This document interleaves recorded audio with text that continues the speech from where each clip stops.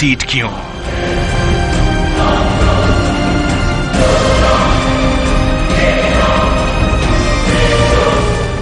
शेर यानी शहंशाह,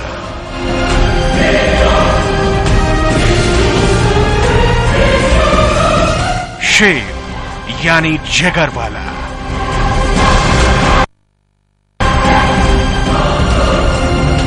शेर यानी हिम्मत वाला, शेर यानी 56 इंच का सीना,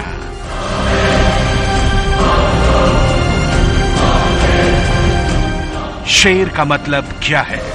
या तो जनता समझ नहीं पाई या मोदी समझा नहीं पाए।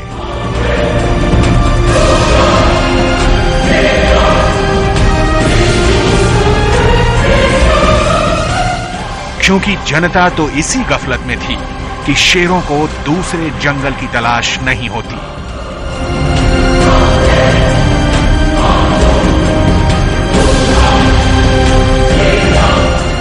मोदी की काशी से उम्मीदवारी तो समझ में आती है, सवाल पूरे पूर्वांचल का है, चुनावी ध्रुवीकरण का है, उस जमीन को तलाशने का है जो बीजेपी 16 साल पहले ही खो चुकी है। लेकिन मोदी गुजरात से भी चुनाव लड़ेंगे, यह समीकरण हजम नहीं होता।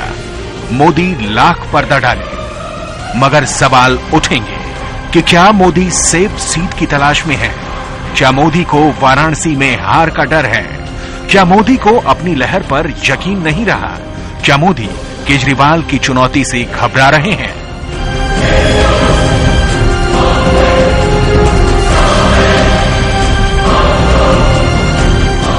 कांग्रेस भी मोदी से कुछ ऐसे ही सवाल पूछ रही है। मैंने पहले भी कहा था, गलतफहमी में मत रहिए। कांग्रेस पार्टी पूरे देश के अंदर मजबूती से चुनाव लड़ेगी। आप भी यही हैं और मैं भी यही रहूंगा। ये पूरा एक प्रचार बनाया गया है कि साहब ये हो गया। अगर इतनी भारी हवा है तो क्यों दो जगह से लड़ते हैं नरेंद्र मोदी? क्यों भाग गए राजनाथ सिंह? वक्त बताएगा। उधर बीजेपी के लिए मोदी की 2 सीट अब भी शेरदिली का नमूना है, मगर मुलायम की 2 सीटें डर का बड़ा सबूत बताया जा रहा है। उनमें एक भगदड़ है, कोई उनके उम्मीदवारों में विश्वास अब बचा नहीं है, केवल एक वक्त काटने की बात है। सर, अब उत्तर प्रदेश में एक तरफ खुद सपा ये कह रही थी कि पोलराइजेशन पॉलिटिक्स खेल रही है बीजेपी वाराणसी से नरेंद्र मोदी को टिकट देके, लेकिन अब समाजवादी पार्टी के मुखिया आजमगढ़ से भी चुनाव लड़ेंगे मैनपुरी के साथ साथ। इसे किस तरीके से देख रहे हैं? पूरे उत्तर प्रदेश की सभी पार्टियों में, चाहे वह समाजवादी पार्टी है या कांग्रेस है, एक ऐसा वातावरण बन गया है कि उनमें अपने में विश्वास समाप्त हो गया है। वे समझ ही नहीं पा रहे हैं बौखलाकर कि कहां से लड़े कहां से न लड़े। उनको चुनाव क्षेत्र ढूंढने पड़ रहे हैं और जगह जगह यही अब एक वातावरण बना है कि वे अब हार की कगार पे है और उनके लिए पराजय ही पराजय है। मोदी की आंधी में छोटे छोटे तिनके और पतझड़ के पत्तों को जोड़कर आप कोई वटवृक्ष नहीं बना सकते। वैसे बात थोड़ा हैरान करने वाली भी है। कांग्रेस ने अपनी पहली ही लिस्ट में राहुल गांधी की सीट तय कर दी। सोनिया गांधी की सीट का ऐलान भी हो गया। अरविंद केजरीवाल पहले ही ऐलान कर चुके थे कि मोदी जहां से लड़ेंगे वो वहीं से चुनौती पेश करेंगे। लेकिन मोदी की दावेदारी बीजेपी की चौथी लिस्ट में सामने आई। कई मुलाकातें, घंटों के मंथन के बाद मोदी की दावेदारी पर मुहर लगी।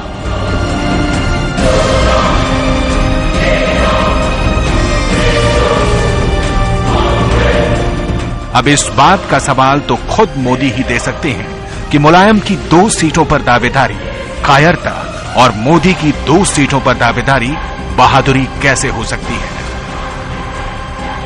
विकास चंद्रा, लाइव इंडिया, दिल्ली। सवाल बहुत वाजिब, बहुत सीधा सा है। मोदी शेरदिल हैं, 56 इंच का सीना है, तो फिर मोदी लहर जब चल रही हो तो मोदी को 2 सीटों से लड़ने की जरूरत क्या है? वाकई कोई इसका सियासी नफा नुकसान आकलन है या सिर्फ एक असुरक्षा की भावना है जिसके चलते दूसरी सीट भी खोजी गई है? कांग्रेस ने और आम आदमी पार्टी ने यही सवाल उठाए, लेकिन एक्सपर्ट की राय क्या, ये भी हम जानेंगे। जयवीर जी, पहले आपके पास आऊंगा क्योंकि कांग्रेस ने आज जो प्रेस कॉन्फ्रेंस की उसमें भी हमने सुना ये सवाल उठाया गया। क्यों सवाल उठा रहे हैं आप मोदी अगर 2 जगह से लड़ते हैं तो? देखिए, जिस जोशो फिरोश से मोदी कैंपेन चल रहा था और वो कह रहे थे मोदी वेव है, वो कहीं से भी लड़ना चाहिए, उनको पीछे नहीं हटना चाहिए था। जब से कांग्रेस ने बयान दिया है कि वो अपना बहुत स्ट्रांग कैंडिडेट खड़ेंगे, आम आदमी पार्टी से बयान आ रहे हैं, मोदी को अब असुरक्षा महसूस हो रही है। तीसरा, वो जानते हैं कि वाराणसी का जो कल्चर है उससे उनकी सोच मेल नहीं खाती। मैं बताना चाहूंगा, वाराणसी में हर मजहब के लोग रहते हैं, वो श्री विश्वनाथ हो, गौतम बुद्धा हो या उस्ताद बिस्मिल्लाह खान हो, ये इन लोगों का शहर है। मोदी जैसी कम्युनल सोच वाराणसी के लोग कभी एक्सेप्ट नहीं करेंगे। दूसरा, तभी ये वापस अपने गुजरात में भाग रहे हैं। हमें यह जानना चाहिए, डेवलपमेंट या पीएम पोस्ट का अगर आप दावेदार हैं तो अहमदाबाद में एक सुनहरी बिल्डिंग बनाने से हम पीएम पोस्ट के दावेदार नहीं है। आपकी एक खतरनाक सोच है, आपकी कम्युनल सोच है। आपने अपने पार्टी के भीष्म पितामह को बाहर दरवाजे पे खड़ा कर दिया है, तो एक इनसिक्योरिटी। दूसरा, इनके सब लीडर अब मोदी से डर के भाग रहे हैं। अपनी सेफ सीट तो ढूंढिए, इनको डर है कभी भी मोदी आएंगे और इनकी सीट बदल देंगे। अरुण जेटली दिल्ली के बिलोंग करते हैं, अमृतसर से लड़ रहे हैं। उधर देखिए आप कुलराज मिश्रा जो पूर्वी लखनऊ से एमएलए हैं, वो देवड़िया भाग गए हैं। उमा भारती टीकमगढ़ से वो पार्टी की अपनी रणनीति तो हर कोई अपना वो नतीजे बताएंगे क्या स्थिति होती है। लेकिन आपने कम्युनल होने की बात की और मोदी इस समय अपने आप को एक विकास पुरुष के तौर पर पेश कर रहे हैं, इसमें कोई दो राय नहीं है। वो छवि से बचते हुए उतरना चाहते हैं चुनावी मैदान में, आप उनको वहां लाने की कोशिश कर रहे हैं, ये अलग स्ट्रैटेजी हो सकती है। क्या केजरीवाल से डर कर भाग रहे हैं मोदी, कपिल जी, और क्या ऐसे में फिर वडोदरा का भी रुख करेंगे केजरीवाल? नहीं सर, केजरीवाल जी से डरने नहीं, वो जनता से डरे हुए हैं सर। केजरीवाल जी तो जनता के भरोसे पर जा रहे हैं वाराणसी कि जनता गलती नहीं करेगी। आपको मैं 2-3 बातें बताता हूं। जब कोई व्यक्ति हर हर महादेव को बदलकर हर हर मोदी का नारा लगाता है तो ये अपमान बनारस का होता है, ये काशी का अपमान होता है, ये भोले बाबा का अपमान होता है। इसको क्या बनारस के लोग स्वीकार कर लेंगे क्या? कल हर्षवर्धन जी ने दिल्ली में प्रेस कॉन्फ्रेंस में एक बयान दिया, उन्होंने कहा भगवान भी नहीं हरा सकता मोदी को। आपने आलोचना की उसकी, लेकिन मेरा सवाल अभी नहीं, मेरे को 1 मिनट पूरा करने दीजिए, 1 मिनट पूरा करने दीजिए, मैं आ रहा हूं उस पर। भगवान भी नहीं हरा सकता मोदी को, क्या यही सोच रावण, कंस, महिषासुर उन सबकी नहीं थी कि भगवान भी नहीं हरा सकता?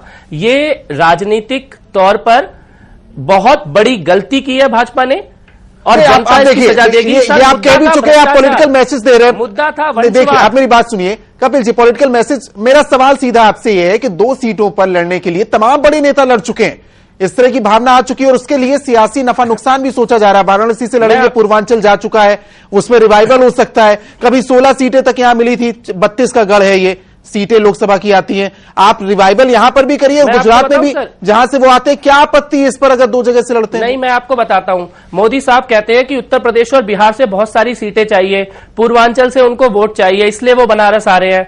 सर, क्या पूर्वांचल ऐसी पार्टी को वोट देगा जो कायर, अपराधी और भ्रष्ट बाल ठाकरे, उद्धव ठाकरे और राज ठाकरे से गठबंधन करते हैं? ये हमारे बच्चों को मुंबई में मारते हैं सर, पढ़ने नहीं देते, नौकरी नहीं देते। इनके साथ गठबंधन भी करेंगे और बनारस में वोट भी लेंगे। ये गलतफहमी है सर। पूर्वांचल के लोग और यूपी और बिहार के लोग कायर, भ्रष्ट और अपराधी बाल ठाकरे, उद्धव ठाकरे और राज ठाकरे के साथ गठबंधन करने वालों को नहीं माफ करेंगे। जनता के बीच जाएंगे भी, ये भी साफ समझ में आ रहा है। केजी सुरेश जी, क्या ये स्थिति वाकई बीजेपी के लिए बेहतर नहीं होगी जो वो कर भी रही है कि आप पूर्वांचल में रिवाइवल कैसे हो बीजेपी का? आपने देखिए 2004 और 2009 में तो बहुत बुरी स्थिति में आ गए, ये कह सकते हैं कि लोएस्ट आपने टच कर लिया। आप अगर पुरानी स्थिति तक नहीं पहुंचेंगे, आप दिल्ली का सपना नहीं देख सकते, वो भी जरूरी है। और अगर मोदी की मांग उठ रही क्योंकि गुजरात में अगर उन्होंने इतना कुछ किया है तो वो कहीं से भी लड़े, क्या आपत्ति इसमें? नहीं, देखिए, नेताओं का 2-2 सीटों से लड़ना कोई नई बात नहीं। बिल्कुल। क्या सोनिया गांधी जो है वो बेल्लारी से नहीं लड़ी थी क्या? तो वो क्या उत्तर प्रदेश में क्या रायबरेली से या सुल्तानपुर से भाग गई थी क्या? तो मुझे नहीं लगता है कि ऐसा देखना चाहिए। और जहां तक इवन आपका समाजवादी पार्टी मुलायम सिंह का भी है, ये रणनीति के तहत होता है। रणनीति के तहत ये है कि देखिए कि उत्तर प्रदेश में, जैसे आपने बिल्कुल सही फरमाया, कि पूरे पूर्वांचल को जो है एक सिंबॉलिक मैसेज देना चाहते हैं। पिछले 5 चुनावों में बीजेपी निकाल चुकी है बनारस को, और आज जो है वो उस मायने में सेफ सीट की तलाश में है। हाँ, वो गाजियाबाद से क्यों नहीं लड़े, ये सवाल उठा सकते हैं। वो मैनपुरी से क्यों नहीं लड़े, ये सवाल उठा सकते हैं। बनारस से ही क्यों?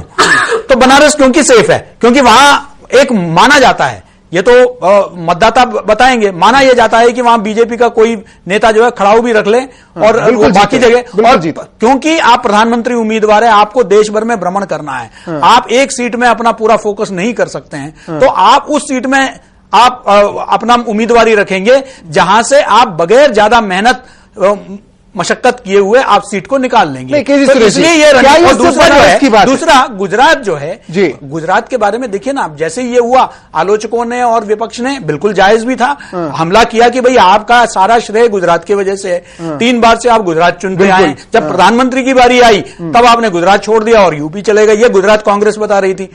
तो अब जो है वो चाहते हैं गुजरात में भी जो है ज्यादा से ज्यादा सीट निकालें। आज भी याद रखिए, गुजरात में इतने 3-3 बार जीतने के बावजूद भी कांग्रेस का अपना एक प्रेजेंस है और इसलिए 11 सीटें आप निकाल चुके हैं। बिल्कुल पुरानी स्थिति भी ऐसी नहीं कि कांग्रेस साफ हो गई। बिल्कुल कांग्रेस साफ नहीं हुई है, अभी भी है वहां। तो इसलिए जो है वो गुजरात में भी ज्यादा से ज्यादा सीटें निकालना चाहते हैं, इसलिए गुजरात में से भी जो है अपना उम्मीदवारी रखे हुए हैं। जयवीर जी, 2 सवाल तो नहीं हो सकते ना कांग्रेस के। आपकी गुजरात कांग्रेस ये कहती है कि आप यूपी कैसे चले गए लड़ने के लिए, आपने इतना विकास किया, आपको यहां लड़ना चाहिए। आप वहां लड़े तो आप कहते हैं 2 जगह से लड़ रहे हैं, और 2 जगह लड़ने वाला अतीत बहुत से नेताओं का रहा है। कांग्रेस के कद्दावर नेता ऐसे रहे जो 2 जगह से लड़े। आप फिर सवाल तो नहीं उठा सकते? रोशन जी, बिल्कुल जैसे आपने भी कहा और सुरेश जी ने कहा, कोई आपत्ति नहीं है 2 जगह में लड़ने की। इतिहास में हुआ, पहली बार नहीं हो रहा है ये जी। पर पूरी सिचुएशन आप देखिए, उसको देखते हुए एनालाइज करिए। नरेंद्र मोदी पूरे देश भर में ढिंडोरा पीट रहे थे, मेरी वेव है क्योंकि मैंने गुजरात अच्छा बनाया। तो पहले गुजरात को छोड़ के वाराणसी क्यों आए? अगर वेव थी गुजरात के डेवलपमेंट का ढिंडोरा पीट रहे, वहां से छोड़ के वाराणसी क्यों आए?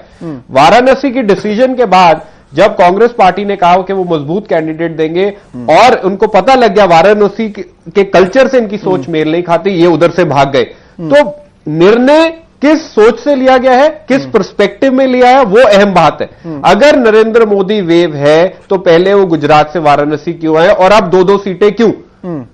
इसके 2 बात, इनसिक्योरिटी है, पावर हंग्री है कि गुजरात में बेस कम ना हो जाए। मुझे तो लगे जितनी ये वेव बताते हैं पूरी 540 सीटों पे ना लड़ना शुरू कर दे।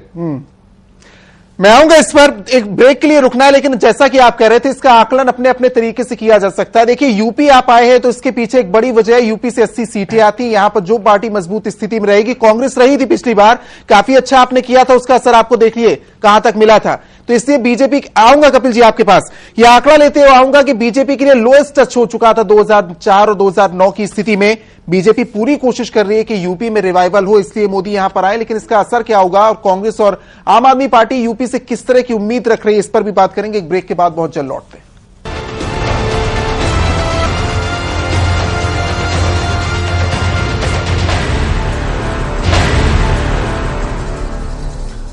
अब सवाल ये उठता है कि क्या वाराणसी से चुनाव लड़ना मोदी के लिए एक मजबूरी है? क्या इस मजबूरी की वजह से ही मोदी ने वडोदरा से भी चुनाव लड़ने का फैसला किया? वैसे सियासत के समीकरण समझे तो वाकई वाराणसी से उम्मीदवारी मोदी की जरूरत बन चुकी थी। क्यों? देखिए इस रिपोर्ट में।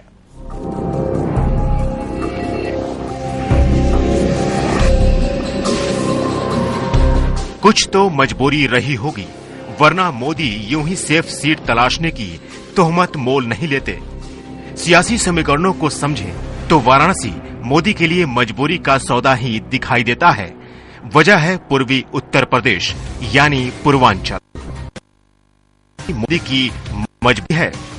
क्यों वाराणसी सीट मोदी की मजबूरी बन गई, ये समझने के लिए पहले पूर्वांचल का गणित समझना ज्यादा जरूरी है। उत्तर प्रदेश के इस हिस्से में करीब 32 लोकसभा सीटें आती हैं, जिसमें से फिलहाल समाजवादी पार्टी और बहुजन समाज पार्टी के पास 10-10 सीटें हैं। कांग्रेस के पास 8 सीटें हैं, जबकि बीजेपी के खाते में है सिर्फ 4 सीट। वैसे बात सिर्फ पूर्वांचल की नहीं है। बीजेपी को लगता है कि वाराणसी से मोदी की उम्मीदवारी पश्चिमी बिहार की 11 सीटों को भी प्रभावित करेगी, क्योंकि उन इलाकों में भी बीजेपी का डब्बा गोल हो चुका था। अब सवाल ये उठता है कि बीजेपी ने पूर्वी उत्तर प्रदेश में बड़े बड़े सपने क्यों देखे?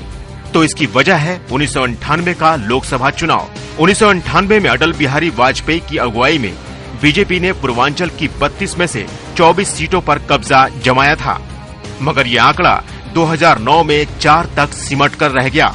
बीजेपी तो इस उम्मीद में भी है कि काशी के सहारे मोदी यूपी की 80 सीटों पर असर डाल सकते हैं। हालांकि ये काम उतना आसान नहीं जितनी बीजेपी समझ रही है। वजह है उत्तर प्रदेश में बीजेपी का समीकरण। 1989 के लोकसभा चुनाव में बीजेपी को यूपी से 8 सीटें मिली थीं। 1991 में बीजेपी के खाते में 51 सीटें आईं।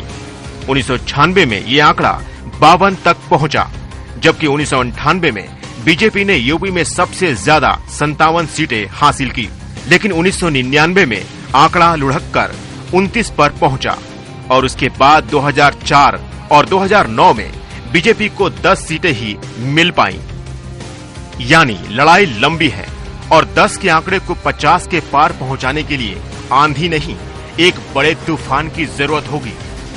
विकास चंद्रा, लाइव इंडिया, दिल्ली। सच बात है, लहर की बात नहीं, यहां सुनामी की जरूरत होगी उस तरह के पुराने आंकड़े में पहुंचने के लिए बीजेपी को, लेकिन अपनी तरफ से जुगत कर रही है, पूरी तरीके से कोशिश कर रही है। जयवीर जी और कपिल जी, मैं आपके पास आऊं, उससे पहले केजी सुरेश जी, एक छोटा एडिटोरियल कमेंट आपका चाहूंगा। ये जो कोशिश है बीजेपी की, कुछ फायदा आपको लग रहा है, कुछ हो सकता है इससे मोदी के आने से पूर्वांचल वाले हिस्से में? नहीं, बिल्कुल, क्योंकि जब वो प्रधानमंत्री के उम्मीदवार खुद किए मतलब खड़े किए जा रहे हैं, और दूसरी बात ये जो मीडिया में और बाकी तरह से जो एक हाइप भी क्रिएट हुआ है, एक हवा का हाइप, अब उसको सच कहिए या उसको मिथ्या कहिए, एक इसलिए जो है एक माहौल तो बनता ही है और उसका कहीं ना कहीं फायदा उठाने का एक प्रयास है। तो इसमें कहीं मैं ये नहीं कहूंगा कि जितना अपेक्षित है उतना उनका निकलेगा, लेकिन इसमें जरूर है कि उनका वहां रहने से जो है उस इलाके में बीजेपी को फर्क तो पड़ेगा। कपिल जी, आप क्योंकि आपको कोई हल्के में तो नहीं लेगा, आप ये कहना गलत होगा कि आम आदमी पार्टी क्या कर जाएगी, लेकिन ये सब कुछ जनता में आपकी क्या पैठ हो पाती है? आपने दिल्ली में तो एक बेस खड़ा हुआ था, उसके दम पर आप लड़े और उसका असर हुआ।